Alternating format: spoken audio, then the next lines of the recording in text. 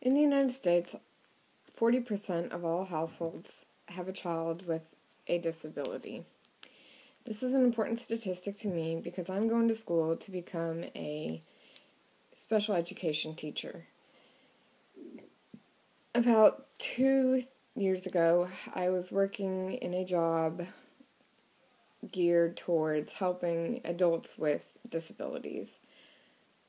I was a custodial worker as a leader, helping about 4 to 5 adults, ranging from autistic adults with learning disabilities, hearing disabilities. We had one client that was deaf, some that just couldn't see, some that were mentally disabled, and I absolutely loved the job.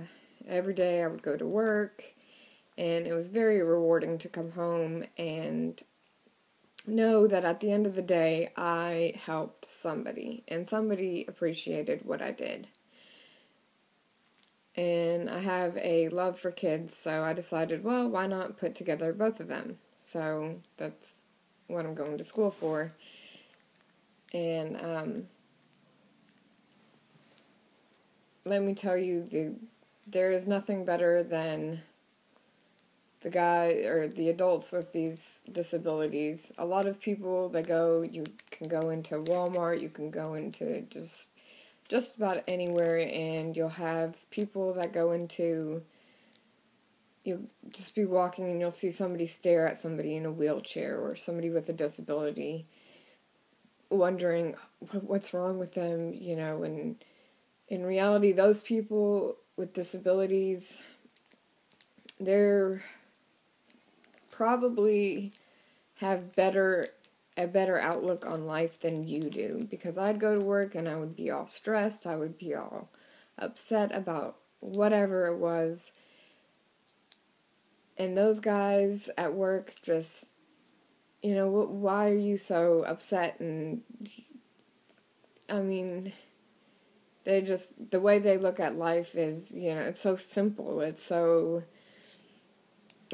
nothing matters but the fact that they had a job and they had money and they were, they were able to live. And actually there was one guy who really impacted my life, and I will never forget him. His name is Keith, and he came into work and we got really close, and he would just talk to me. And he came into work one day and he was sitting on the van, and we were going to one of the jobs, and he said, Kathleen? And I said, what's up? And he goes, I almost died. And I said, what do you mean you almost died? And he goes, well, and I don't exactly remember what the disease was, but he had a whole bunch of hemorrhoids. I know that's how it started, is he had a whole bunch of hemorrhoids.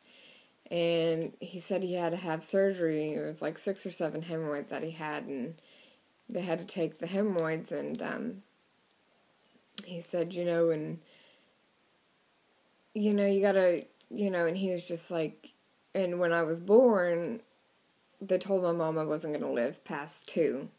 And he's 67 years old, and he's been working for Pathfinder as a client for 8 years, and he is just the happiest guy. And if you go up there, everybody jokes with him and says he's the oldest guy there, and he'll say that he's going to be there till he dies, and and he's so happy that he has a job and that he works there. And it's guys like that, it's people like him that, granted he has his disabilities and he is mentally disabled, but he looks at life like he is living. And there's a lot of us that we have everything, we don't have anything keeping us from going to school, and we're taking life for granted, whereas he knows he couldn't live, that he may have not lived from past 3, yet he's 67 years old working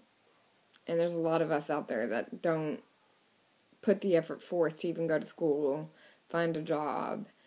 So, that's, you know,